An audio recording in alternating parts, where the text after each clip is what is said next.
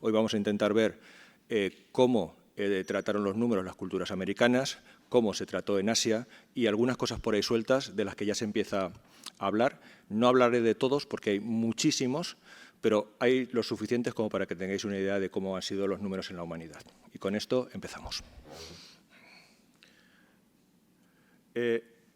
Esta ya la puse el otro día, es simplemente para que sepamos que el ser humano ha empezado a contar con las manos, con los dedos. Entonces, casi todos los sistemas numéricos que vamos a conocer van a estar basados o bien en 5 o en 10, en 20, porque utilizaríamos todos los dedos de las manos y de los pies. Hay algunos sistemas, como los sumerios, que utilizaban base 60, y hoy veremos muchas excepciones que no tienen nada que ver con esto, ¿vale? Los números, la tipología que tienen, vamos a hablar de números aditivos, que serían aquellos, si nos imaginamos a los romanos sin utilizar la sustracción, serían sumando la cantidad de símbolos que representa. O sea, una C representa un 100, si quiero poner un 200 pondré 2 Cs, si quiero poner un 300 pondré 3 Cs. Si quiero poner un 350, pues 3 Cs y una L. O sea, voy añadiendo símbolos y al final el número simplemente es la adición de esos determinados símbolos que conforman un número. Entonces, voy montando los números así, ¿vale? Estos serían sistemas aditivos. Y luego tenemos otro, que es el que nosotros utilizamos, que es una numeración posicional. En la numeración posicional, con unos pocos símbolos podemos abarcar una gran cantidad de números. Y eso se debe a que cada número, su valor depende de la posición que ocupa.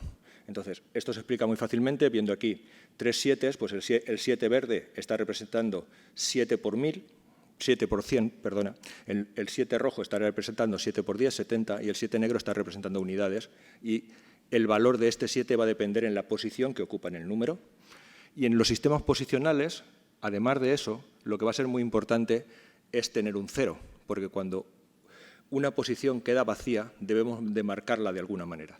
Entonces, si no tuviésemos un 0, que es el que nosotros utilizamos para marcar esa posición vacía, no veríamos la diferencia entre un 44, un 440, un 4040 o un 4004. Entonces, el 0 lo utilizamos nosotros, pero no siempre se ha utilizado así. Ha habido veces que simplemente se ha dejado una posición vacía y ha quedado libre la interpretación de esa posición vacía. No siempre se ve claramente. Ahora lo veremos, ¿vale? Lo siguiente que quería comentar es que debajo de los sistemas posicionales y a nivel matemático, porque no solo existen los sistemas posicionales decimales, existen cualquier sistema posicional de la base que nosotros elijamos. Entonces, una definición matemática de un sistema posicional, y esto sí que son las poquitas matemáticas que vamos a ver hoy, sería, por ejemplo, nos imaginamos el número 73.204, y si lo recorremos desde las unidades hasta las decenas de millar, pues vemos que las unidades, los 4, lo vamos a multiplicar por la base, que es 10, o sea, la base decimal, pero elevado a 0. Cualquier número elevado a 0 es 1, por lo tanto es multiplicar 4 por 1.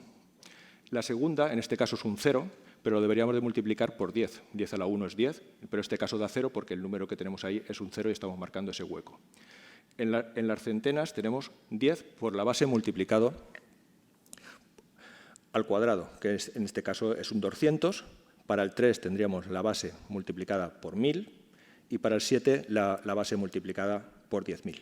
Eso es cualquier sistema posicional, matemáticamente se define así. Y el ejemplo lo tendríamos en el número de abajo, que es un número binario, que la base es 2. Entonces, esté en la posición que esté, siempre es el número que está más a la derecha se multiplica por la base elevado a 0, después elevado a 1, después elevado a 2, después elevado a 3. Y esto lo que nos va dando es que cuando sumamos toda la fila de los resultados de lo que nos ha dado multiplicado cada posición, si es 1 o 0, por su base, vamos a tener el número equivalente. O sea, todo este número que tenemos 1, 0, 0, 1, 1, 0, 0, 1, al final, si lo pasamos a decimal, es 153. Esto es la teoría matemática que hay sobre cualquier sistema posicional numérico. Y lo comento un poquito, no es que lo necesitamos para entenderlo, pero sí para que veáis un poquito el concepto. O sea, podemos generar sistemas posicionales que tengan bases octales, bases hexadecimales, bases duodecimales, base en el número que queramos. Simplemente aplicamos esta matemática y ya está, ¿vale? Esto se ha descubierto a lo largo de la historia. Y dicho esto, que es un poquito de introducción para que entendamos los números, pues vamos a ver un poquito historia de los números. Vale. Nos vamos a ir a la zona americana. Entonces, en todos los lenguajes, si os fijáis, los números son infinitos. Deberíamos utilizar infinitas palabras para nombrarlos y distinguirlos. Pero eso el lenguaje, pues bueno, todas las palabras las tendríamos que utilizar para los números. Y lo que hacen los números es que tienen una propiedad que se llama productividad. Entonces, la productividad se puede hacer por la suma. Por ejemplo, si queremos decir 18 realmente es 10 más 8, se podría hacer por multiplicación. Por ejemplo, 200 es 2 multiplicado por 100, o incluso se podría hacer por la resta. Por ejemplo, el 20 menos 3 es 17. Esto, por ejemplo, también lo utilizaban en el latín. Había un número que era un de Viginti, que faltaban unos números para 20. En algunos pueblos americanos también dicen en algunos números faltan 3 o 3. Y si ellos, como tienen una base de numeración vigesimal, cuando dicen que faltan 3, se refieren faltan 3 de mi base de numeración, que es vigesimal. Vale. Dicho eso, simplemente es que veamos que en el continente americano existen muchas bases numéricas. Hay un trabajo de Francisco Barriga-Fuente de la UNAM de México que ha recogido en el lenguaje las bases numéricas que están detrás de los sistemas numéricos que existen en el continente. Y se encuentran que en toda la zona mesoamericana la base va a ser 20. Él también considera que 5 y 10 y 15, porque lo utilizan en las barras, es base, pero realmente la base sería 20. También la tienen en el Caribe y en la zona del norte. En todas las estepas y las llanuras norteamericanas, pues vamos a encontrar un poco de todo. O sea, vamos a encontrar bases de 8, bases de 10, bases de 16. Y luego en toda la zona andina, la base predominante va a ser decimal, va a ser el 10. Y todo lo que sería Brasil, Argentina, van a ser bases 2 o improductivas. O sea, no se tiene muy claro cuál es la base. Hay veces que hay incluso algunos indios en el Amazonas que tienen una palabra para 1, otra palabra para 2, y cuando quieren decir 8, pues tienen que repetir la de 2 4 veces. ¿Vale? Porque su sistema, su cultura, no necesita utilizar números grandes. ¿Vale? Entonces, al final, los números van a ser una necesidad cultural de tu grupo. ¿Vale? Bueno, vamos primero a la zona mesoamericana. Aquí tenemos culturas que se han desarrollado durante el tiempo.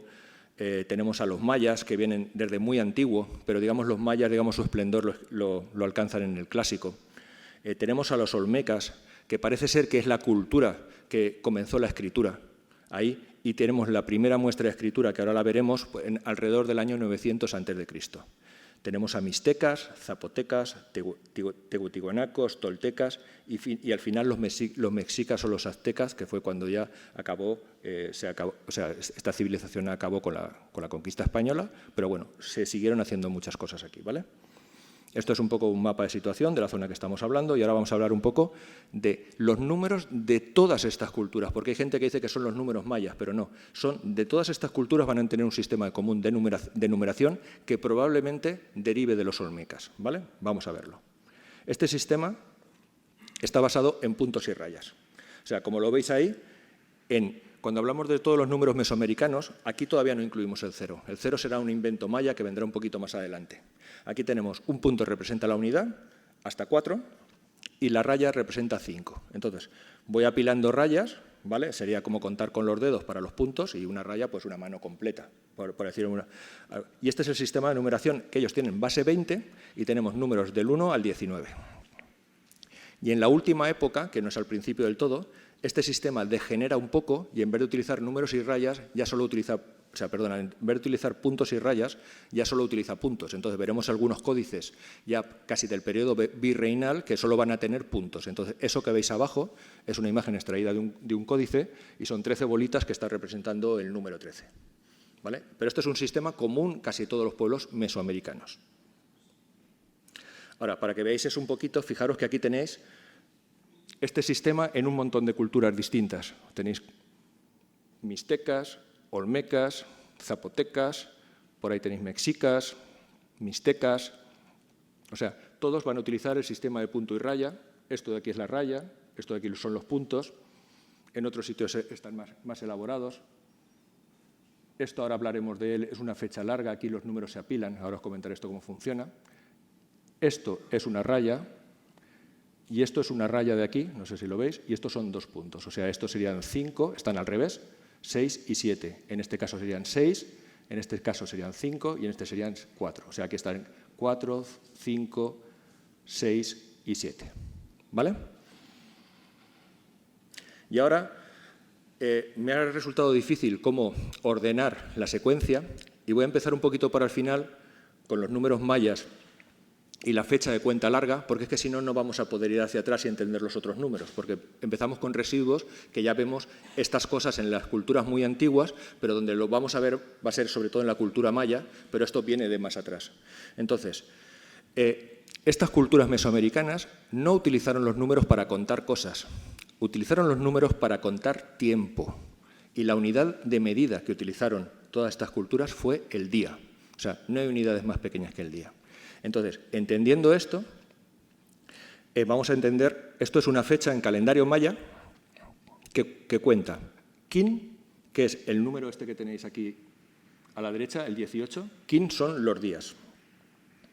Binales son los meses, o sea, días hasta 20, empezando desde el 0. Binales, que son meses, hasta 18. ¿Vale? No tenían, al final, para completar un año de 360 días, no pueden multiplicar 20 por 20, quedaría 400. Tienen que multiplicar 20 por 18, que les va a dar 360, y 360 se va a parecer bastante a un año. Pero este año de aquí no lo van a utilizar como el año que nosotros utilizamos astronómico, lo van a utilizar simplemente para contar tiempo. ¿Vale? Estas unidades TUN, que son los años de 360 días, se van a agrupar en periodos CATUN de 20 años de 360 días y una unidad superior a ellos va a ser el BACTUN, que van a ser periodos de 400 años de 360 días. El día de hoy, en calendario maya, es este que tenéis aquí. Hoy estamos, según el calendario maya, en el 13-0, o sea, en el 13 BACTUN, 0 CATUN, 11 TUN, 11 binal, 18 Kin. Ese es el día de hoy. ¿Vale? Existen conversores, porque hubo un inglés, luego hablaremos de él, que se encargó de saber esta fecha larga, desde dónde tenía el origen, porque los mayas van a situar el origen de su mundo entre... Hay autores que dicen que es el 11 de agosto, otros el 13 de agosto del 3114 a.C.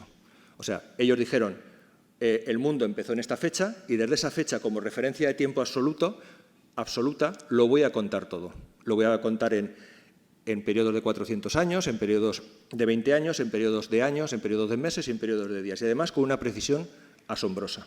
¿Vale?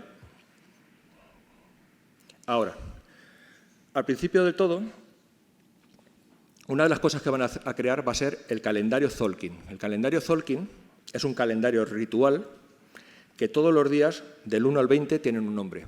Imis, Ik, Akal, Kan, Chikán. Y estos días los van a combinar con 13 números.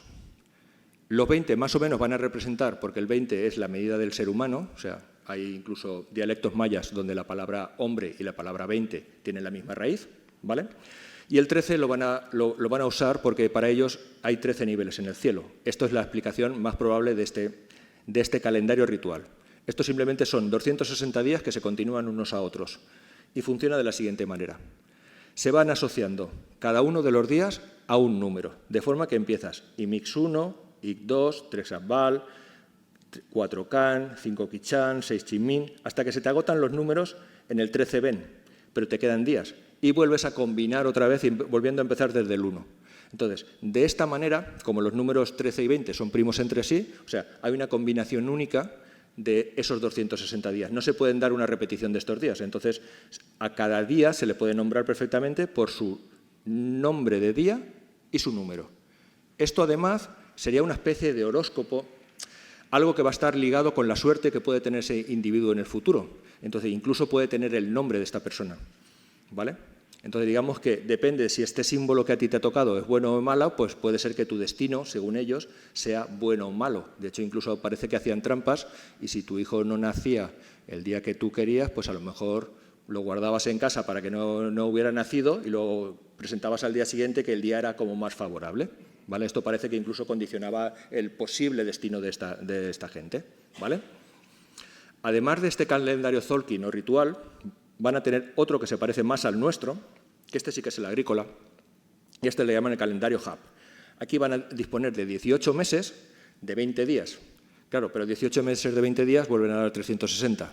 Entonces van a añadir un mes más, el buyback, que le van a añadir esos 5 días que faltan. Pero esos 5 días, como parece que no están protegidos como por un dios, parece que son algo que no me termina de gustar y voy a casi no hacer nada esos días. O sea, son como días que no están como demasiado protegidos y voy a evitar hacer demasiadas cosas durante esos 5 días que utilizo para completar el año. Ellos van a empezar con el día 0. Nosotros empezaríamos el 1 de marzo, pues ellos van a empezar el 0 pop. Y a ese número 0 ellos le van a llamar el día de asiento del mes. Vale. Esto que parece un pequeño lío, ellos lo van a utilizar los dos calendarios a la vez. Y esto que voy a presentar le llaman la rueda calendárica, pero esto es un invento relativamente moderno que creo que hizo una revista norteamericana para que entendiéramos cómo funciona. Entonces, los 365 días del HAP van a combinar con los 260 del Tzolk'in. Entonces, es como si tuviéramos un engranaje de los 13 números en el interior, con los 20 días en el exterior, y aquí con la combinación de todos los demás, que eran los otros 365 días. Y todo esto va a ir girando. Esto va a ir girando generando un periodo único de 52 años, sin que se repita ninguna de las combinaciones. Entonces, todas las fechas, los mayas van a decir en el día Tzolk'in y en el día HAP. Y además, muchas más cosas. Pero vamos a entender es que ellos los números lo utilizaron sobre todo para contar tiempo y decir dónde estaban, cuándo habían nacido, cuándo sucedió esto, etc. ¿Vale? Es un pelín complicado, pero es así. De las primeras representaciones que nos encontramos de esto, no son ni los mayas ni los olmecas, precisamente son los zapotecas los que parece ser que tienen, los han llegado los números más antiguos. Y tendríamos el monumento 3 de San José Mogote, que podríamos entre el 700 y el 500 a.C., y tenemos aquí, esto es un 1. Y aquí, esto representa a un hombre sacrificado y posiblemente este 1 temblor, que pertenece al calendario ritual de 260 días, posiblemente sea el nombre de esa persona. Nombre de esa persona porque posiblemente nació ese día. Hay veces que no sabemos si nos están refiriendo al nombre de esa persona que está asociada al día de su nacimiento o que están hablando de una fecha en concreta. Parece ser que en la de abajo sí que nos lo están indicando porque tenemos un signo de año y luego tenemos un 4 serpiente, que sería el portador, y un 8 vasija, que estaríamos hablando de un tiempo. Lo mismo en la derecha, tenemos otra vez el signo de año, un 10 jaguar, 4 fortaleza. Bueno, ellos funcionan de esa manera. Ahora, los olmecas. Los olmecas son la cultura o la primera gran cultura de la zona mesoamericana. Se supone que ellos inventaron la escritura y la muestra de escritura más antigua que tenemos de ellos y que todavía nadie ha sabido descifrar es la tablilla del Cascajal. O sea, no se entiende. O sea, se entiende el maya, pero esto no se entiende. Entonces, aquí posiblemente incluso me atrevería a decir que esto podría ser un número. Esto podría ser un 1 perfectamente. Pero no lo sé, no hay trabajo sobre esta que nos esté indicando lo que contiene. La cultura olmeca es muy conocida por sus famosas cabezas y aquí tendríamos, esto no está representado a escala, esto es una tablilla relativamente pequeña y aquello es un pedazo de piedra de varias toneladas donde está representando, se llama el monumento 13 de la Venta y aparece 1 flor, 1 temblor, no saben exactamente lo que viene, pero parece ser que es un caminante, tiene unos rasgos un poco diferenciados y aquí está refiriéndose posiblemente a cómo se llama o el día que apareció, ¿vale? Y aquí tendríamos una piececita que debería estar en México, pero resulta que está en el Smithsonian y lo que tienen a la derecha es la reproducción que tienen en el Museo de la UNAM, o sea, de Antropología de México, y a la izquierda, digamos, es el original. Y aquí tendríamos una fecha en cuenta larga. Entonces, aquí están hablando de una fecha que en concreto se corresponde, es la 17 en días, 4 en meses, 2 en años, 6 en periodos de 20 años y 8 en periodos de 400 años. Eso, traducido a nuestra fecha, está hablando del 14 de marzo del 162 después de Cristo. ¿Vale? Esto es, están posicionándose respecto de el día que comenzó el mundo para ellos. O sea, es como por decir algo, es como una coordenada absoluta en tiempo. Esto lo van a utilizar durante bastante tiempo. Tenemos aquí la fecha más antigua encontrada en este sistema, que son esta estela de los 3 zapotes que apareció en 2 pedazos. Primero apareció el de abajo y supusieron que era esta, pero no lo tenían seguro hasta que apareció el pedazo de arriba, que la ha confirmado, y esto nos lleva al 5 de septiembre del 32 a.C. Es 7, 16, 6, 16, 18. Lo normal es que cuando nos encontremos una fecha de estas, si estamos en el periodo maya, la primera sea el 9, o sea, 8 o 9 sería lo más normal, ¿vale? Y esta es la última que nos encontramos o la notación de fecha larga más moderna que existe o que se ha encontrado, que ya representa la fecha 10-4-0-0-0, que estamos hablando del 13 de enero del 909 después de Cristo, y esto ya del maya clásico o incluso cuando ya ha clavado el clásico y es el posclásico. Vale. Dicho esto, ahora sí que vamos a los números mayas. Han cogido la numeración que tenían mesoamericana y por allá por el 36 a.C. le añaden la cifra 0. Aquí tenéis cómo se escriben los números en maya en uno de sus dialectos y veis que también aparece, pues, si el 10 es Lajún, pues el 13 será Ox Lajún, que Os es el 13, el 15 será O, que es el 5 Lajún, o sea, utilizan el tema de la productividad que hemos hablado al principio y que muchas de las lenguas, sean las que sean, lo van a utilizar para nombrar sus números, ¿vale? O sea, aquí, aunque estos digan que son los números mayas, son los números, bueno, de mayas tienen lo que es el 0. Lo otro lo están heredando de culturas anteriores. Pero los mayas sí que tuvieron un sistema de numeración. Este de aquí. Estos le llaman los cefalópodos o los números de variantes de cabeza, donde cada símbolo, que lo normal es que represente un dios, va a representar un número, ¿vale? Esto al principio pues parecería bastante difícil y complicado, pero bueno, una vez que le coges el tranquillo, incluso hay veces que vemos ciertas regularidades, igual que las hemos visto en el lenguaje. Fijaros, por ejemplo, el 10 que representa al dios de la muerte, y fijaros en el 13, o sea, esa especie de mandíbula desencajada que tiene el 10, la volvemos a ver a partir del 13. Y si nos fijamos, a partir del 13 van a ser los números que tenemos, por ejemplo, es una combinación del 3 más la mandíbula desencajada del 10. O sea, esa productividad que habían utilizado incluso en las palabras, aquí la están utilizando en los símbolos, ¿vale? Esto normalmente representan dioses, creo que hay uno que es el dios del maíz joven, el otro el dios del maíz mayor, el dios de las tinieblas, el dios del sol de día, etc. Eso los mayistas expertos lo sabrán, nosotros solo estamos hablando de números y estos, la verdad, nos costará reconocerlos y además hay muchas variantes, o sea, porque cada escultor le dio, vamos a decirle, su forma. Entonces hay que tener como tablas completas para que veamos cuánto de diferente pueden ser el 0, el 1, etc. ¿Vale? Esto, por ejemplo, todo lo que veis aquí son ceros. O sea, la concha que va a representar el 0, hay un montón de formas de representarla. La flor la van a representar completa, la van a representar media. Y este gesto que tenemos aquí, que hace la figura en la boca, con este dedo que está marcando, fijaros que incluso aparece en una estatua de bulto redondo. Entonces, incluso las estatuas van a ser números.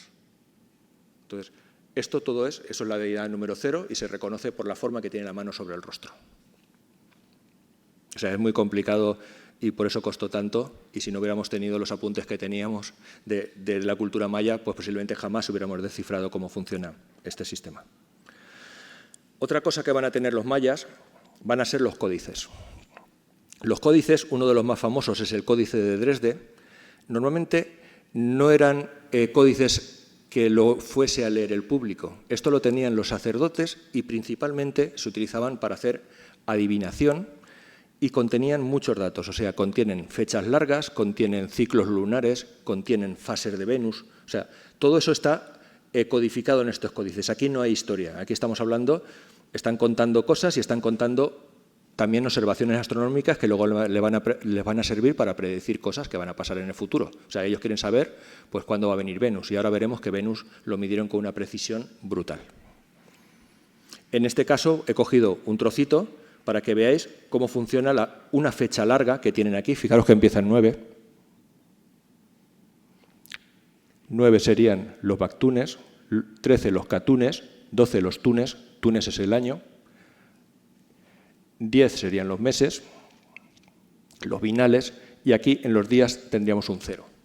¿Lo veis? Pues esto más o menos traducido nos está dando que esta parte de aquí se está refiriendo a una fecha que corresponde con el 28 de julio del año 704. Para esto estoy utilizando un traductor, hay muchas páginas web que lo permiten, o sea, a partir de estos datos te dan la fecha actual, ¿vale? Y están haciendo una cuenta de 1.394.120 días. O sea, si quisiéramos sumar los días que tienen ahí, pero tampoco, pero desde que se originó el mundo. Y aquí vamos a ver una cosa más curiosa de este mismo manual, en la página 24.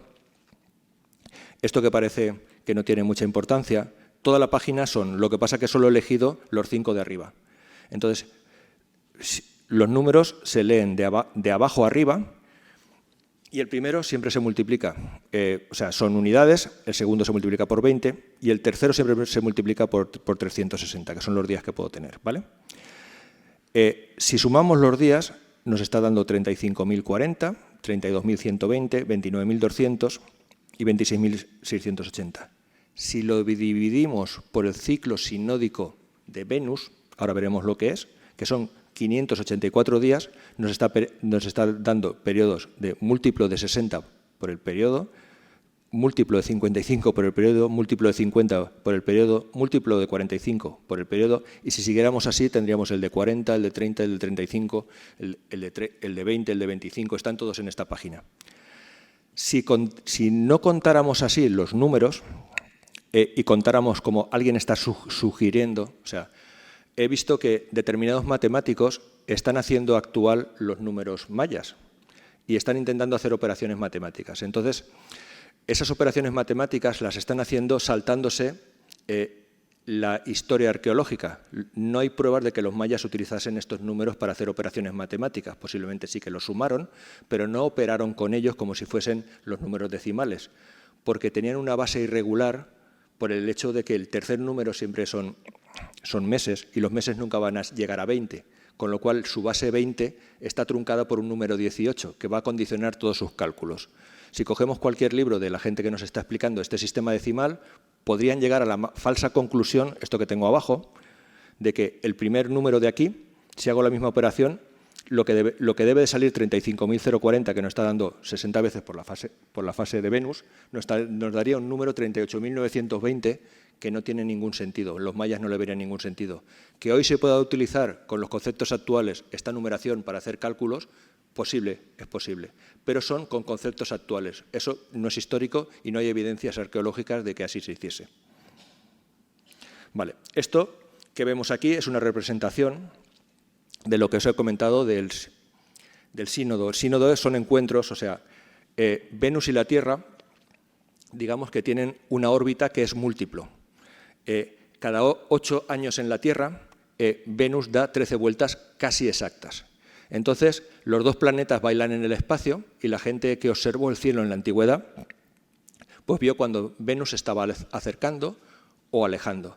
Este periodo, que serían estos bucles internos de aquí, que sería el punto de máximo acercamiento del planeta a la Tierra, es lo que fueron registrando, y esto sucede exactamente casi cada 584 días. O sea, cada 583, creo que, 78. Ellos llegaron a 584 y estuvieron haciendo estas observaciones durante muchos y muchos y muchos ciclos. Eso es lo que nos está hablando el Códice de Dresde. O sea, ellos fueron anotando todo lo que vieron en el cielo y eso se quedaba registrado. Y sabían pues cuándo iba a haber un eclipse, cuándo iba a venir Venus, todo eso. Eso lo utilizaban para ellos, para adivinar. Entonces, imaginaros lo que llegaron a hacer con una unidad tan vasta como puede ser el día y la observación simplemente a vista, sin ningún elemento óptico. Impresionante. Además de los códices, existen un tipo de cerámica que se utilizó posiblemente para beber chocolate, se ha encontrado en las tumbas, y se les llama vasos tipo códice. En este caso, aunque parece que los números no se utilizaron para contar nada, aquí no están contando nada. Aquí hay un señor o una deidad o un sacerdote que le está explicando a otro cómo leer un códice, esto parece ser que es un códice, y esto sale un hilo de su voz que le está leyendo el número que continúa para aquí detrás. Aquí lo volvemos a... Esta es la base posterior del vaso Y aquí lo volvemos a volver a explicar y le está haciendo una explicación de un códice. Si alguien piensa que hemos inventado las viñetas nosotros, pues nos equivocamos. Los mayas ya sabían hacer esto. Dentro de los mayas, los años, días y todo también tenían su símbolo. Y además ese símbolo era muy cambiante. Entonces aquí tenemos dos representaciones totalmente distintas de cómo podíamos representar el kin, el día, el binal, el mes, el tun, el año, pero siempre el de 360 días, el katun, los 20 años, y el baktun.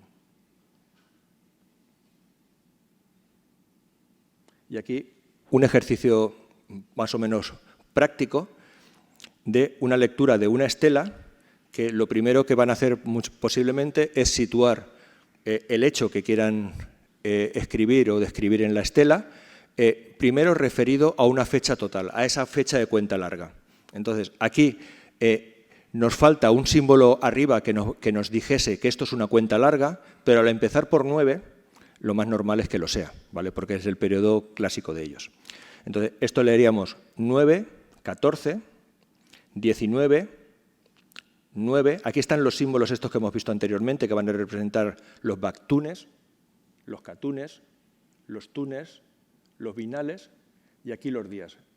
Los días lo vemos un poquito peor y tengo dudas entre leer 7 u 8. Al tener el símbolo central parecería un 8, pero como a ellos no les gusta dejar huecos, hay veces que cuando dejan un hueco hacen como un círculo. Lo que tienen a la derecha, los dos círculos no cuentan, solo cuenta el punto central. Sea un 7 o un 8, estaríamos hablando de una fecha del 25 de febrero del año 731 después de Cristo. Luego por aquí encontramos otro número, fijaros que es este símbolo de aquí, ¿lo veis? ¿Lo reconocéis? Pues este es el símbolo 1. Por aquí encontramos esto de aquí, un 4 Ahab. O sea, ellos van a utilizar las fechas, a lo mejor, posiblemente para posicionar la estela en un punto en concreto del tiempo y luego pueden estar contando una historia. Pueden decir, pues, a partir de ahí, 10 años más tarde ocurrió esto, o conquisté 5 años más tarde a mis vecinos, o 3 días más tarde sucedió esto. Entonces utilizan también lo que llaman números tiempo, que son para ir añadiendo, ir contando todo eso y posicionarlo en el tiempo. Esto es muy recurrente en toda la epigrafía maya. Aquí tenemos otra, esta está mucho más completa, y aquí tenemos el símbolo. Este símbolo de aquí nos va a decir que vamos a utilizar una fecha de cuenta larga. Le llaman el glifo introductorio y esto ya nos da una pista que se va a utilizar una fecha de cuenta larga. Y aquí vamos a utilizar 9, 14, 11. Esta es una rareza. Esta es una rareza en la forma de leerla, pero los símbolos ya nos dicen de qué estamos hablando. El 8 para los binales y en el día van a utilizar una cosa, y por esto está casi siempre en todos los ejemplos, van a utilizar la combinación de dos números. Por un lado, el 6, que está aquí, como en la bandeja esta que está sirviendo el mono, y el 10, que está aquí. Pero se están refiriendo a la suma de los dos, a un 16. Esto estamos hablando del año 525 después de Cristo, ¿vale? Le llaman Lintel 48 de Yaxchilán, ¿vale? Y se lee diferente a todas. Normalmente se leen así, izquierda, derecha, y esta se lee en vertical. Primero la primera fila y después la segunda. Es una de las que se sale un pelín de la norma. Aquí tenemos otro, y esta sería donde ellos registraban el inicio del mundo. Y que luego vendría el año 2012, donde se supone que esta cuenta acababa. Lo que debería de ser un 0000 teórico, ellos no les gusta utilizar esa cifra inicial. Ellos van a utilizar, en vez de ese 0, ellos van a utilizar el 130000. Y cuando se vuelva a cumplir, pero al 130000 no le va a seguir el 14, le va a seguir el 1. Es como si utilizasen ese 13 como un 0. Eso es para que lo entendamos. Esa cuenta larga, que la tenemos aquí registrada, ¿cuándo se acabó? Bueno, no es una cuenta larga, es ese periodo de 5.200 años, pues se acabó el 21 de diciembre de 2012. Por eso, si os acordáis, que ya salió en todos los telediarios, ese era el fin del mundo maya. O sea, simplemente se acababa este ciclo de 13 baktun, 0 katun, 0 tun, 0 binal, 0 kin. ¿Vale?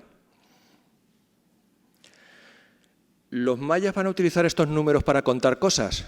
Pues hay muy pocos ejemplos.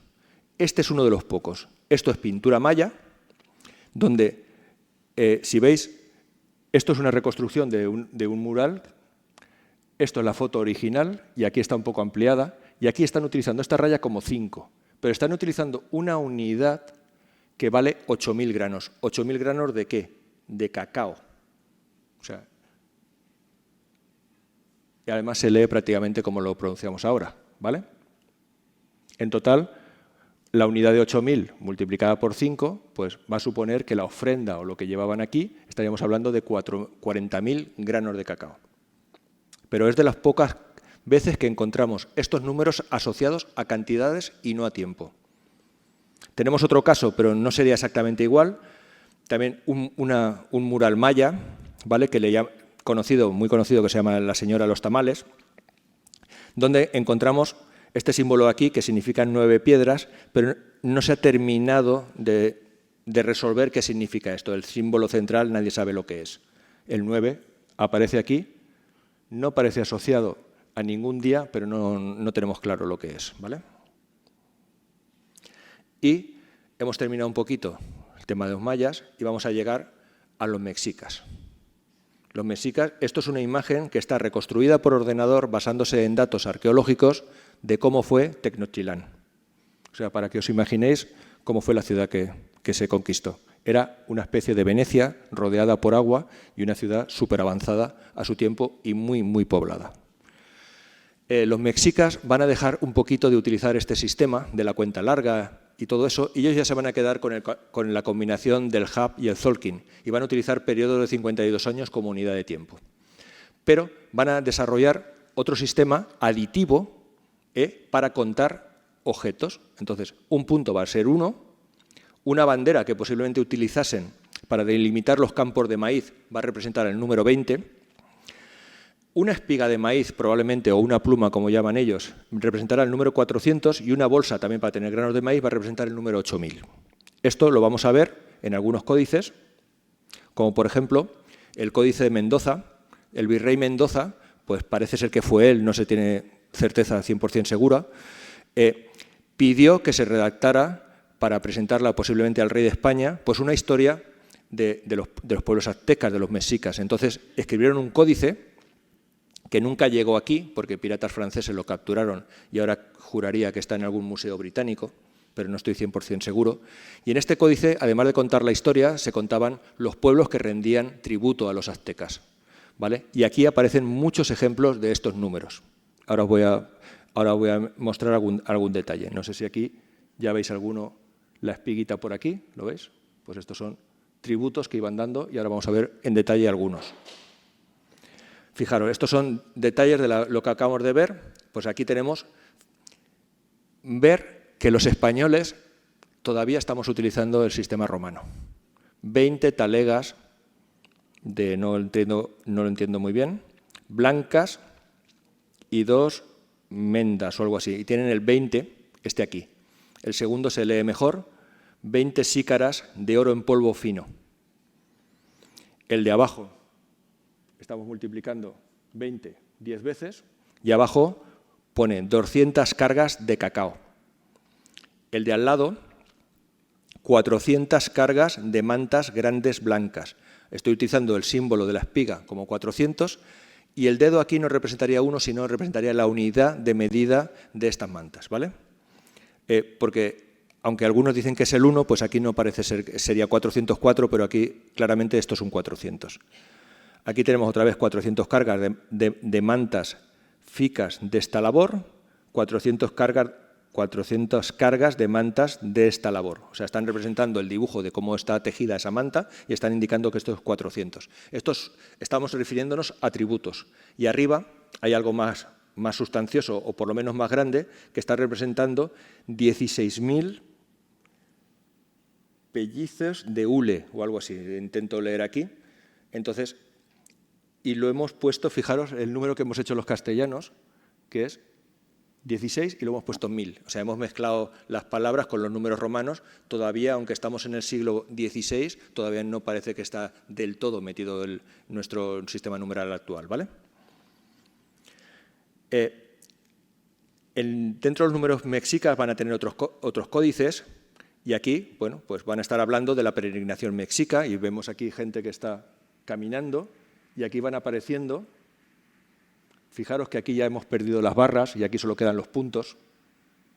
Y aquí están presentando, pues bueno, están representando 1 pedernal, 13 caña, 12 conejo, 11 casa, 10 pedernal, 2 casa, 3 conejo, 3 caña, 5 pedernal, 6 casa. Esto es 6 casa, por ejemplo, pedernal o cuchillo, ¿vale? Lo he representado para que lo veáis un poquito a las fechas que se están refiriendo, pero podrían ser fechas o podrían ser las personas que están ahí nombradas por el día que nacieron, ¿vale?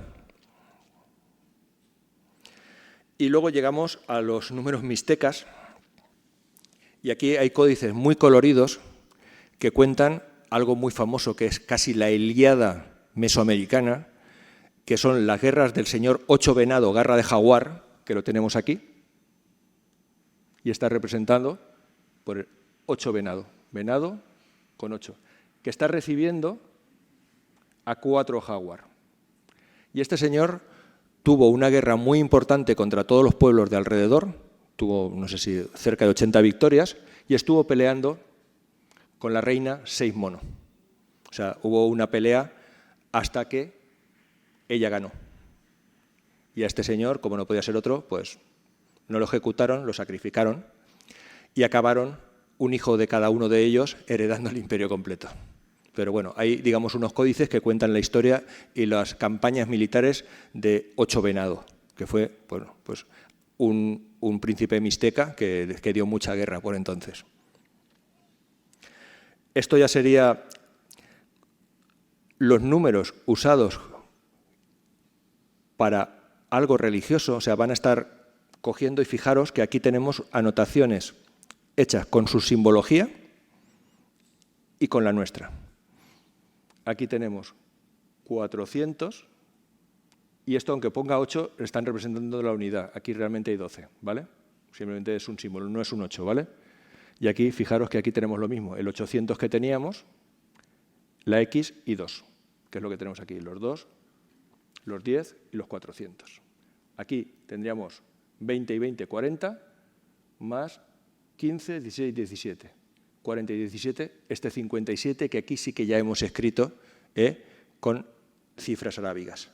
O sea, fijaros la mezcolanza que estamos haciendo. Se están utilizando codificación americana, comentada y escrita por españoles, y además estamos mezclando los sistemas de numeración. Pues bueno, estos son códices ya, digamos, de periodo virreinal. Y ahora vamos a dar un salto a América del Sur. En América del Sur vamos a tener algo totalmente distinto. Estas son las civilizaciones, las más conocidas son las incas, pero he puesto un poquito al principio Caral. Caral hasta hace poco era bastante desconocido, no se sabía que era antiguo, pero no se sabía cuánto es de antiguo. Hoy sabemos que es tan antiguo como Sumeria.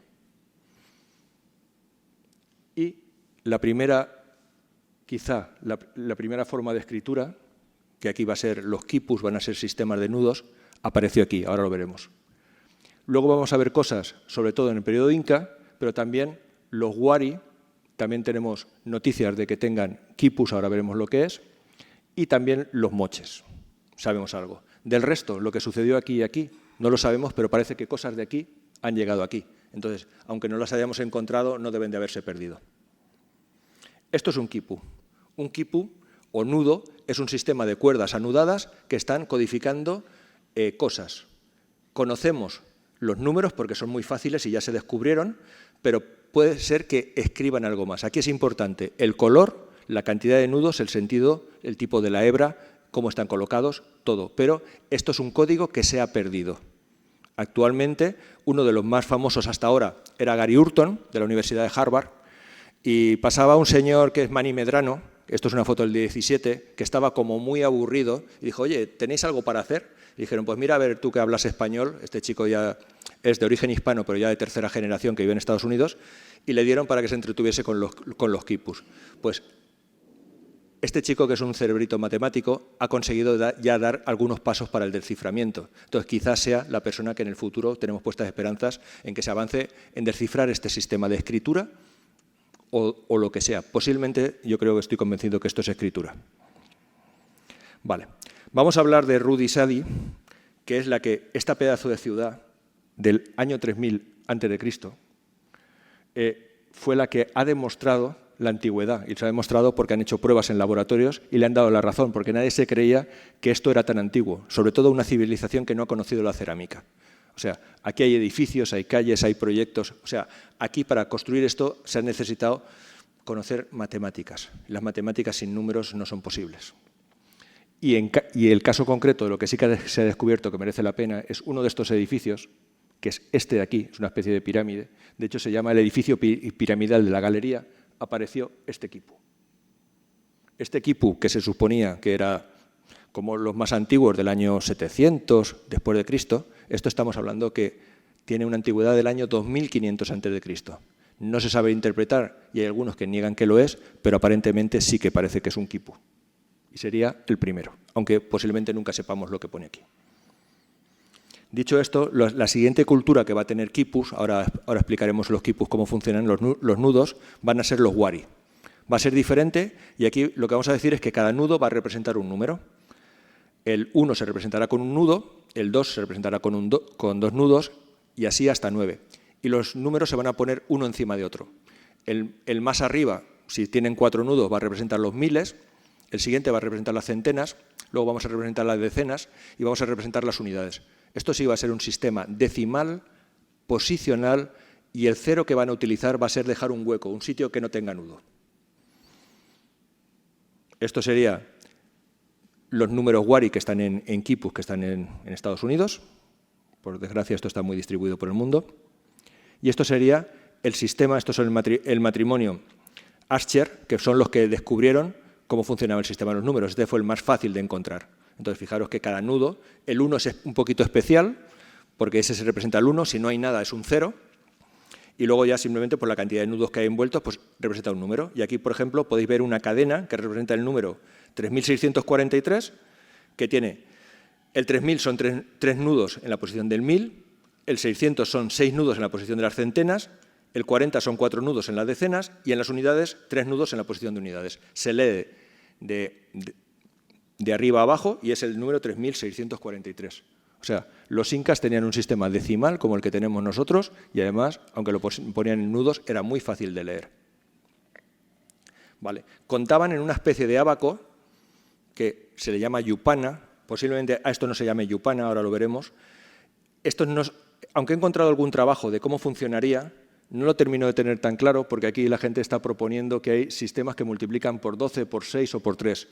En un sistema decimal que vamos a pasar a quipus, veo muy difícil que esto funcione así. Pero bueno, todavía esto no está muy avanzado y estos son restos que nos hemos encontrado en excavaciones arqueológicas de estos sistemas de ábaco de cálculo. Este es uno real que ha aparecido hace poco, que está hecho en la tierra, si lo veis. O sea, está lleno los huecos donde se van a poner piedrecitas y con las piedrecitas vamos a contar. En los moches se ha descubierto bastante poco, no se han descubierto quipus, pero hay una de las cerámicas que está mostrando este tablerito de aquí, que parece un tablero de cálculo. Entonces, se supone que los moches también conocían esto, ¿vale? Y es una cultura que está antes que los wari, ¿vale? Y antes que los incas. Hay un librito que escribieron los españoles en el que se nos muestra un quipucumayoc, o sea, un lector de quipus y un instrumento aquí que se llama la yupana, que sirve para contar. Y es como si nos hubieran dejado un juguete, por decirlo, imaginaros un juego de ajedrez, que no conocéis el juego del ajedrez, pero tenéis la tapa de una caja que lo contiene, donde hay un tablero y hay unas piezas colocadas de cualquier manera, en una jugada o en una posición aleatoria. Nadie sabe, no nos dan ninguna instrucciones. Pues más o menos lo que nos hemos encontrado es eso. Un libro que representa una posición en concreta de cálculo, que tiene 4 columnas y 5 filas, que están numeradas 1, 2, 3 y 5, y que se supone que servía para calcular. Como se supone que servía para calcular, pero nadie nos ha dicho cómo, hay al menos 19 teorías distintas de cómo funciona, ¿vale? Y ha habido algunas que se ha visto pronto que son muy complicadas y que no podrían ser así, y ha habido otras que han triunfado más. Yo ahora os comentaré una que me ha parecido la más interesante de todas y además es muy divertida calcular con este sistema. Vale, estos son los nudos que ya os he contado, ellos van a trabajar con nudos. Aquí volvíamos a tener un ejemplo y fijaros que aquí tendríamos como una cuenta. Este nudo secundario representa el 1, ¿lo veis? El 3 y el 2, con lo cual es un 132, solo tengo 3. El 417, aquí no hay nada, aquí no hay nada, aquí tengo un 3, es como si representara un 0 y es un 3. Y la suma de esto, que es 552, está representando en este nudo de aquí que están llevando la contabilidad. Los señores, los Quipucumayó, los contadores de nudos en el Imperio Inca, eran una persona como muy respetada y los pueblos le ponían una casa y todos los servicios a su disposición. A cambio, si se equivocaban, los mataban y si... Estaba muy bien, o sea, tenían pocos errores esta gente. Y cuando un príncipe ganaba a otro, a los primeros que se cargaba es a ellos, porque eran los que podían contar la historia o habían escrito la historia, y lo primero que había que desaparecer eran los recuerdos del anterior. Entonces siempre se dice que la historia la hacen quien gana, pues aquí también sucedía. Entonces no sé cuánta gente querría tener este oficio, pero bueno, podrían estar muy bien y en algunos momentos pues ser lo peor.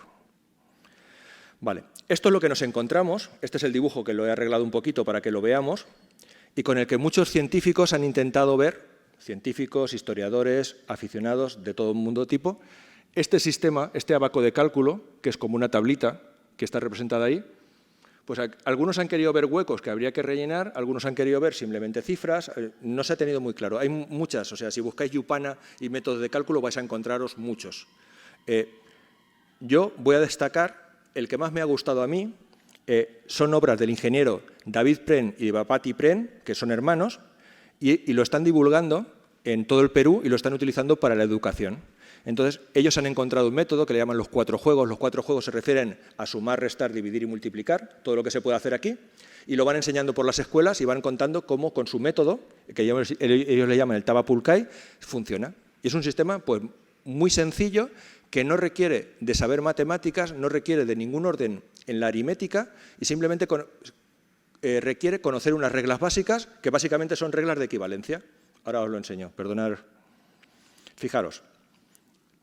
Esto representa cualquiera de las filas, que está marcado con el 1, el 2, el 3, el 4. El 1 se representa una piedrecita en el 1, el 2 una piedrecita en el 2, el 3 una piedrecita en el 3, el 4, como no tenemos 4, una piedrecita en el 3 y otra en el 1, el 5 piedrecita en el 1, el 6 en el 5 y en el 1, el 7 en el 5 y en el 2, el 8 en el 5 y en el 3, el 9 en el 5 y en el 3 y en el 1, y el 10 ya pasamos a la columna siguiente, porque ya, digamos, las decenas pertenecen a la columna, a la fila siguiente, perdonad. La primera fila serán las unidades, la segunda serán las decenas, la tercera las centenas y las cuartas los millares. Vale. Y ahora vamos a hacer algunos trucos. Fijaros, los trucos serían, si yo tengo 2 piedras en el 1, es lo mismo que si yo tuviese una piedra en el 2.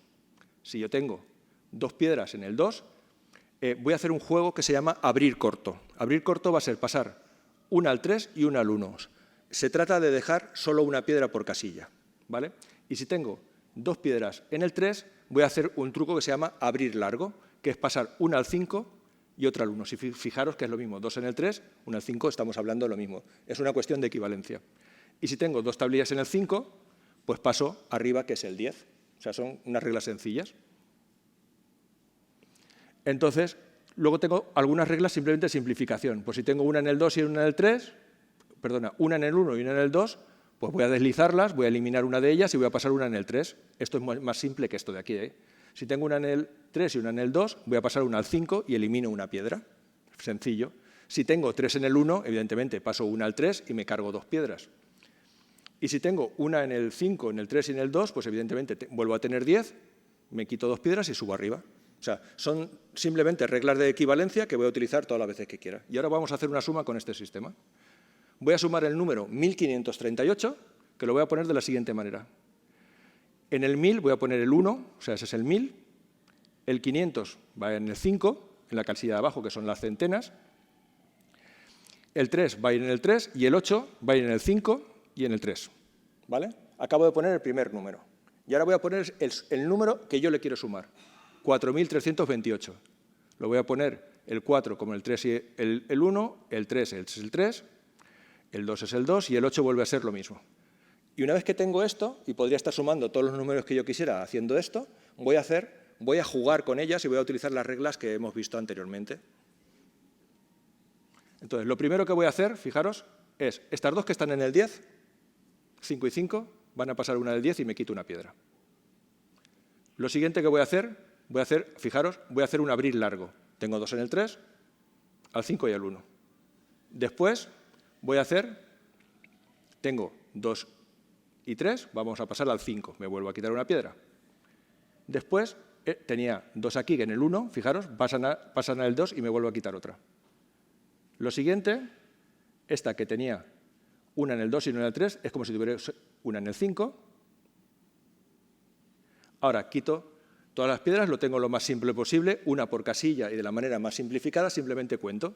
Y tengo 5.000, 800, 5 y 3, 8, 60 y 6. O sea, no importa el orden de las operaciones, podían complicar todo lo que quisieran, podían hacer la mitad y luego lo iban sumando, pero de una manera con pocos errores, y así lo recogen los historiadores españoles, pueden hacer cálculos. La resta se hace de una manera distinta, se ponen. Yo he utilizado bolas de colores, pero en la resta sí que habría que utilizar, pero en la suma no es necesario. Pero en la resta sí que habría que utilizar bolas de colores. Entonces lo que vas haciendo son equivalentes y lo que vas haciendo es que se anulen. O sea, las vas juntando en la misma casilla y si vale lo mismo la que suma que la que resta, las quitas. Así hasta que solo te quedan las de un color. Y ese sería el resultado. Una multiplicación es muchas sumas de lo mismo y una división es quitar un montón de veces lo mismo. Entonces, con esta tabla podrían hacer todas estas operaciones básicas. A mí me parece un método interesante y muy sencillo. En Perú lo están utilizando en didáctica y parece que funciona bastante bien. Y sobre todo en las comunidades indígenas, pues les apetece ver cuáles eran sus conocimientos. Dicho esto, hemos acabado un poquito la parte de América, la quiero hacer un poco extensa porque mucha gente que ve este canal está en América y me gustaría pues tratar este número. Y ahora vamos a ver un poquito lo que sabemos de la isla de Pascua. De la isla de Pascua sabemos poquito, pero este señor, el doctor Darberstein, pues ya ha empezado a identificar los números. Entonces, en el rongo-rongo, pues estas lunas que aparecen por aquí, pues parece ser que representan unidades. O sea, es lo poquito que empezamos a saber de este lenguaje, empiezan a saber que es algo logosilábico, hay símbolos que representan palabras y hay símbolos que representan sílabas, empiezan a dar los primeros pasos, pero parece ser que esto que tenemos aquí a la derecha son los números y se conoce ya la palabra Tai para 1.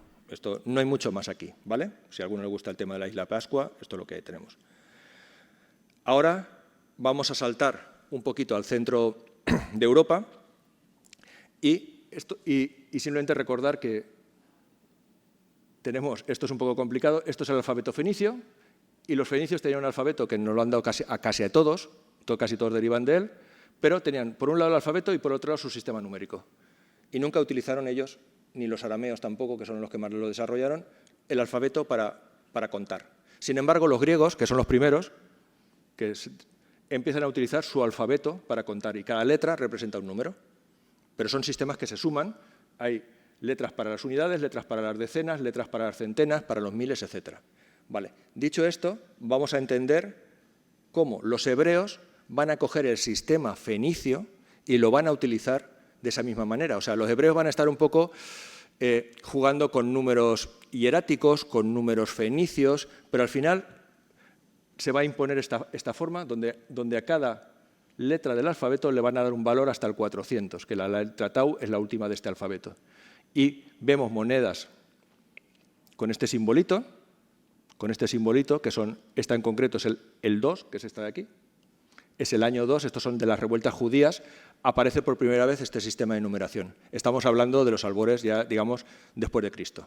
O sea, los primeros que van a hacer esto van a ser los griegos, luego lo van a hacer los hebreos. Aquí tienen un calendario, disculpar, un reloj con este sistema de numeración, pero ya en el hebreo cuadrado, que esto es un sistema que inventaron ellos para simplificar estos símbolos y posiblemente para escribirlos de una manera más regular. ¿A estos quién les copiaron? Los árabes. Los árabes en la primera época hacen exactamente lo mismo, solo que estos son los hebreos, llegan más allá del 400 y llegan hasta el 1000. ¿Vale? A esto le llaman la numeración abiyat, que sería algo así como la numeración alfabética. ¿Vale? Y a partir de aquí se va a crear la numerología árabe. Como las letras son números, las palabras tienen un valor. Entonces ya puedo, pues una frase puede tener un valor, un nombre puede tener un valor, etc. ¿Quién va a hacer esto más? Pues esto lo van a hacer en Etiopía.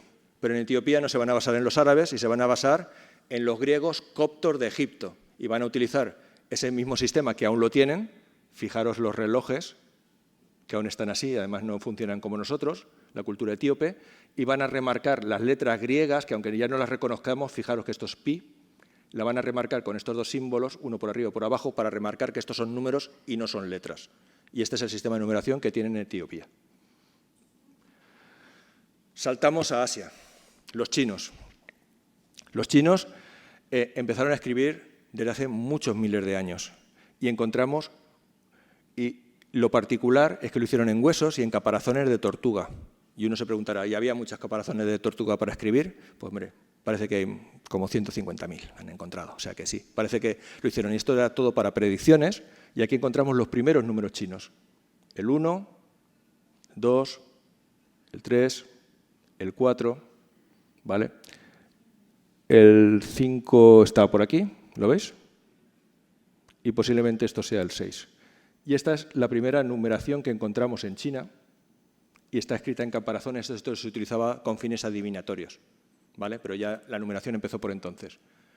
Si miráis un poco los números chinos, pues 10-1, 10-2, 10-3, pues volvemos a hacer lo mismo que con nuestros idiomas. O sea, al final tenemos cómo se llaman los primeros números y luego van haciendo una productividad, multiplicando, etc. Esto pasa en todas las culturas independientemente del idioma.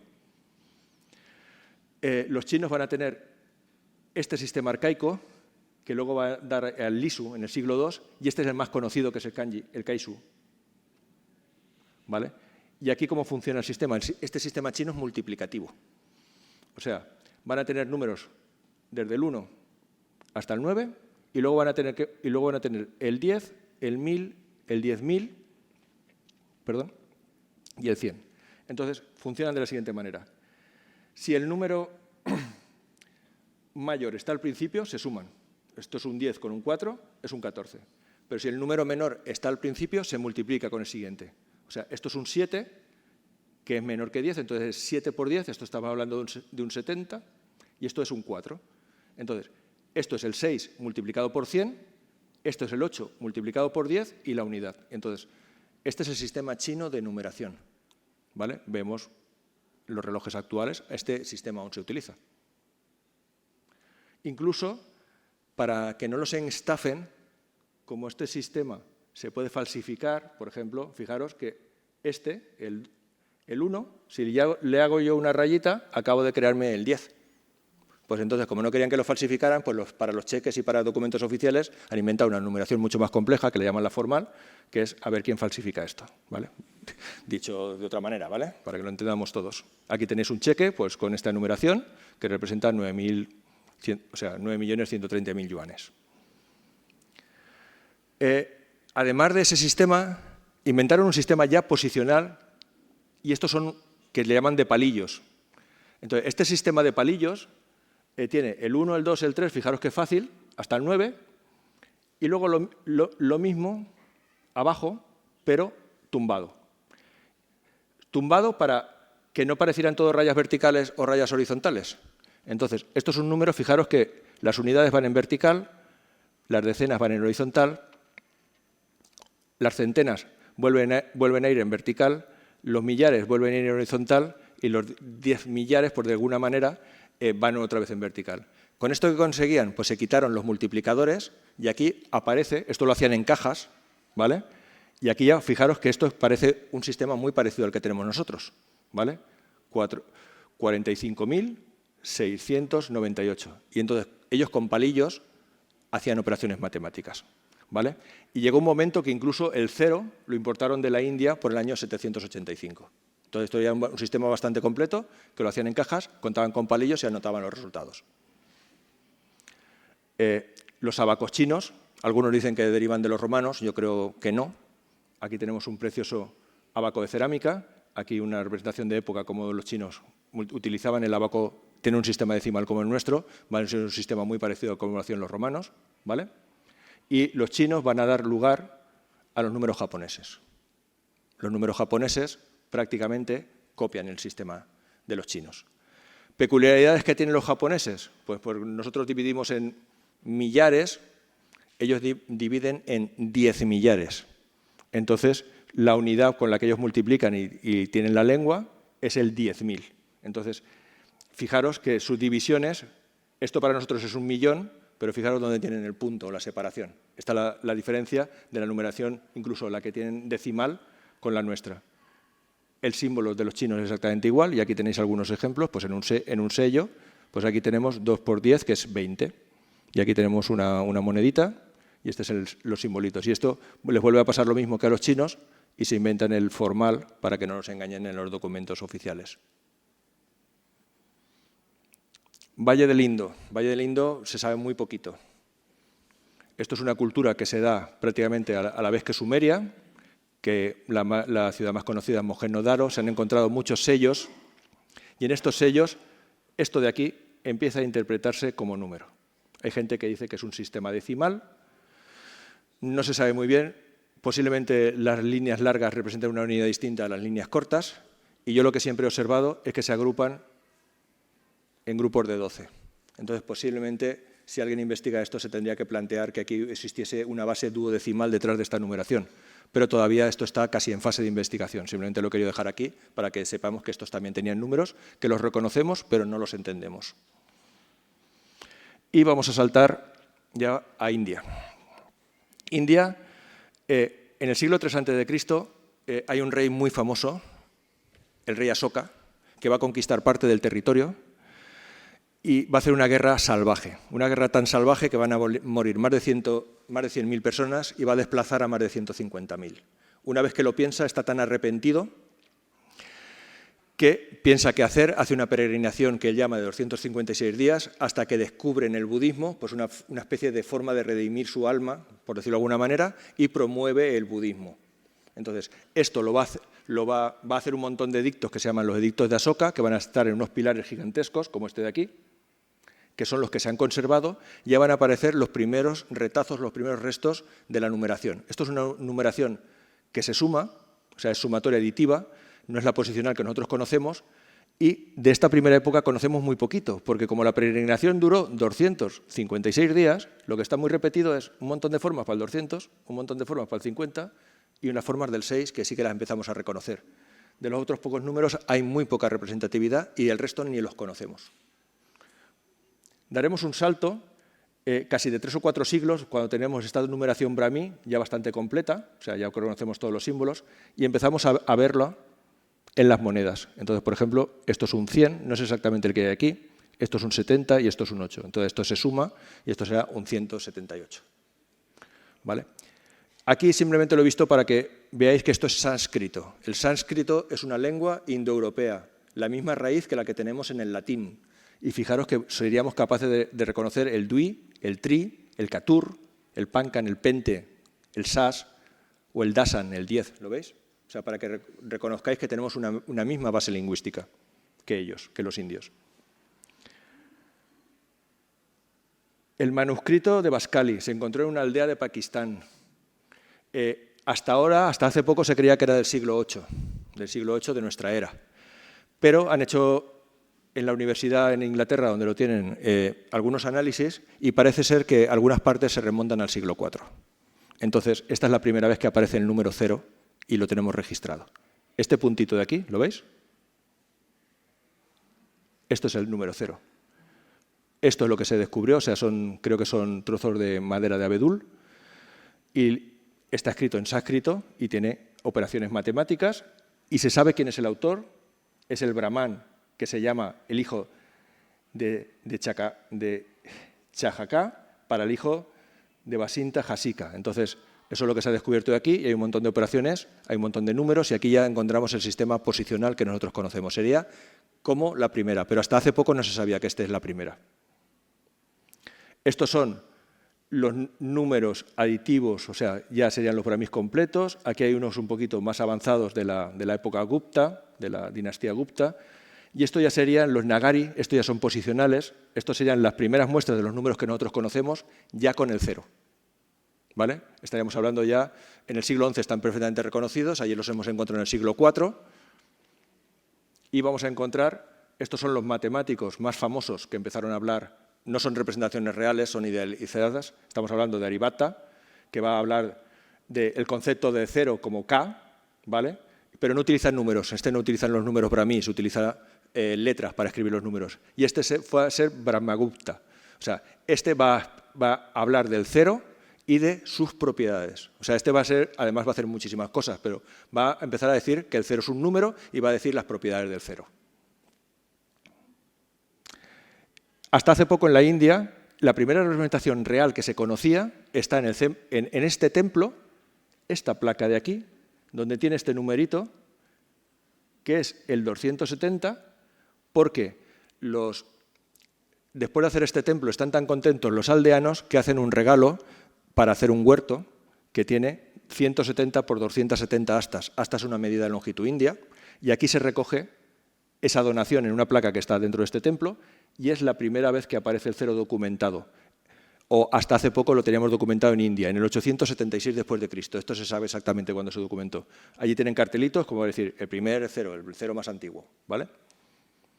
Pero no parece que era el más antiguo, porque este señor de aquí, en Camboya, había oído hablar de ello, pero con los gemelos rojos y todo, pues tuvo bastantes problemas. Hizo varias visitas a Camboya porque había oído hablar de esta estela. Hoy ya la ha localizado, y aquí localizó el número 605. Aquí el cero. Esto corresponde a nuestros años 683, y esto es escritura Gemer, ¿vale? Este hombre que dedicó parte de su vida a encontrar esta cosa, es un matemático, Amir Arcel, pues escribió este libro En busca del cero, contando todas las aventuras que había esto hasta que encontró la piecita. Hizo al menos 3 viajes hasta que la localizó, y hoy día sí que está expuesto en el Museo Nacional de Camboya. Y llegamos al gran matemático árabe, Algoritmi, o sea, Al-Khwarizmi. Este señor coge los números indios y los adapta, o sea, es un gran matemático, llega a ser jefe de la Casa de la Sabiduría de Bagdad y trabaja para el califa Al-Ma'mún, el de los cuentos de las 1001 noches. Vale, pues este señor coge los números indios y los adapta al árabe y escribe un libro que va a ser muy importante, que se llama El Algoritmi del número Indorun. Aquí explica con detalle el funcionamiento del sistema actual. Va a ser el primero que va a inventar el álgebra. Y de la palabra Al-Khwarizmi nos llegan las palabras álgebra, algoritmo o guarismo. Este es el álgebra que va a ser la base de las matemáticas escritas en latín durante más de 600 años. Y aquí voy a comentar simplemente una curiosidad para los que hayan hecho una ecuación, porque este fue el primero que empezó a resolver las ecuaciones de segundo grado, con todas sus variantes, que todos conocemos como la x al cuadrado. Pues esa x, él nunca puso una x. Él lo que puso fue este símbolo, que es la x. Los traductores de la Escuela de Toledo españoles no sabían cómo traducir eso y utilizaron la xy. Y cuando lo traducieron al latín, pues olvidaron de esto y pusieron la x. O sea, nuestra x que viene en todas las ecuaciones es un error de traducción. Pues una cosita. Y esto lo demostró todo y mezcló. El gran sabio Al-Khwarizmi lo que hizo fue mezclar la geometría griega con la matemática y los números hindúes. Entonces hizo avanzar las matemáticas. Muchísimo. Estos son el otro sistema que convive con el nuestro actual, que es el árabe oriental. Estos son los nuestros actuales, pero estos son los que utilizan en gran parte del mundo islámico, ¿vale? Entonces aquí tenemos matrículas de Arabia Saudí, para que las veáis, matrículas de Egipto, matrículas de Irán. En Irán utilizan una pequeña variante, que son estos que he marcado en rojo, no son exactamente estos, y además los urdus, que son los árabes o los musulmanes que existían en el imperio colonial británico en la India, tienen una pequeña variante que es este simbolito. O sea, no hacen el 7 igual, pero sí que hacen igual que los persas. ¿Vale? Pues este simbolito, que no lo he encontrado en ningún sitio, al final he encontrado un reloj de la zona donde sí que lo tiene. ¿Lo veis? Entonces, esto es actual, ¿eh?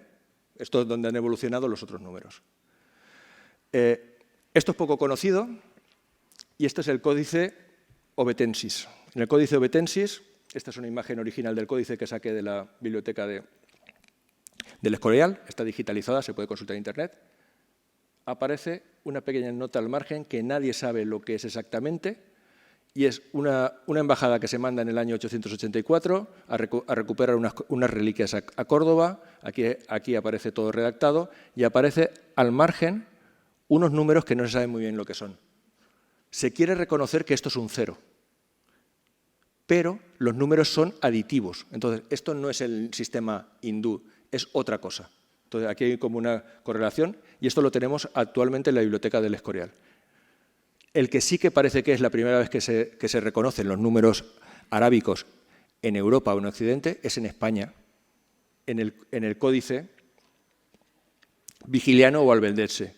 Fijaros, están escritos aquí, por primera vez. No le sacamos mucho provecho, esto lo sabíamos en el año 946, pero prácticamente no se utilizó para nada. El monasterio de Albelda estaba aquí, justo en la frontera. Esto era lo que era la España cristiana y esto la España musulmana en esa época. Entonces, para que veáis, para que lo situéis un poco en época y en sitio.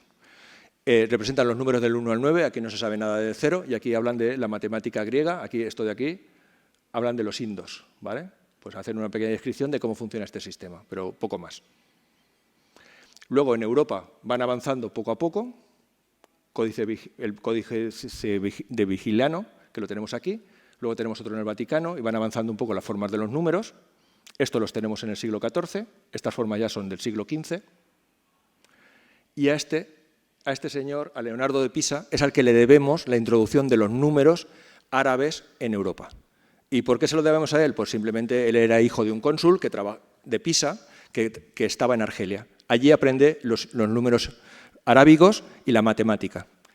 Y viene aquí y escribe el Liber Abaci, el libro de cálculo, en el 1202, y tiene muy buena acogida y es cuando se introducen por primera vez los números que conocemos ahora en Europa. Es el que utiliza la palabra Sif del vacío de árabe para sacar el Cepirun o el cefiro italiano o el cero veneciano. O sea, aquí ya se describe todo el sistema numérico, se habla del cero y se empiezan a hablar las matemáticas. Es muy bien, o sea, está muy bien acogido por los intelectuales de la época y además tienes que tener un buen padrino, pues está en la corte de Federico II de Sicilia, que es el que le ayuda, si tienes un buen padrino, pues a que tu trabajo se divulgue. Bueno, cositas, dibujos de época donde se ve compitiendo un abaquista que está muy enfadado con un abaco, compitiendo con alguien que está haciendo cálculos con los números modernos, que está súper contento porque lo ha acabado antes, ¿vale?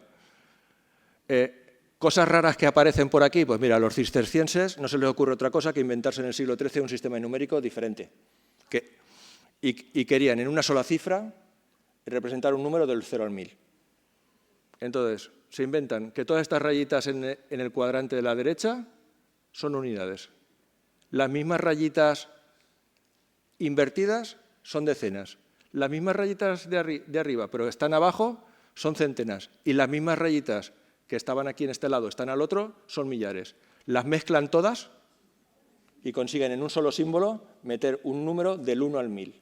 Esto lo van a utilizar los monjes cistercienses a partir del siglo XIII, pero lo utilizan ellos solos, no tiene demasiada divulgación, pero es un sistema, bueno, al menos curioso. Aquí tenemos Durero, que algunos sí que lo conocerá, para que veamos en el siglo XV, esta es la famosa obra Melancolía, pues él es un numerólogo, le gustan mucho los acertijos y los juegos de números, y tiene este numerito, y así vemos estos números retratados por un genial pintor como es Alberto Durero en el siglo XV. Si alguien tiene curiosidad, este cuadro lo sumes por donde lo sumes, da 34.